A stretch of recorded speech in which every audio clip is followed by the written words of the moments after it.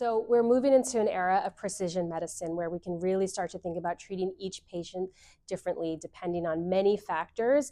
And I don't think we know all the factors yet. We still have a lot to learn. We've looked at CT scans, we've looked at different spot signs or different kinds of predictors that might indicate patients are at higher risk for hemorrhagic expansion or neurologic deterioration. And these are the patients that we really want to target being even more aggressive with our blood pressure treatment, knowing that there are some adverse events from treating the blood pressure too low. So if we can find the patients who really are expanding early, those are the patients that we can start to tailor our care and start to give a more precise and focused management of blood pressure and anticoagulation reversal, et cetera, for these patients. So we haven't had any trials yet that have been positive, that have shown us that we are good at finding these predictors. I think we need to start thinking about how we can use maybe machine learning or artificial intelligence to start accumulating all of the data that we have, looking at the CT scans, bringing in clinical data, bringing in medical history for each individual patient,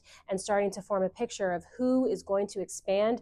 We neurologists, we're very bad at looking at this. We've just assessed our ability to predict hematoma expansion. It was just published in the Neurocritical Care Journal. We're pretty bad at it. Machine learning is much better. Algorithms, the computer algorithms are much better at predicting. So once we know who's going to expand early, then we can start tailoring our care.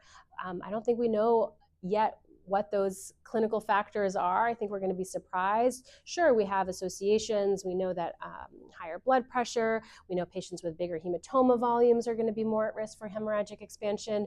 We know that patients who are on anticoagulation are going to be at higher risk. But I think putting it all together in one model is going to be a very interesting next step in our aggressive care for these patients. And so that, again, we can treat them very fast and maintain a solid and steady blood pressure throughout their stay.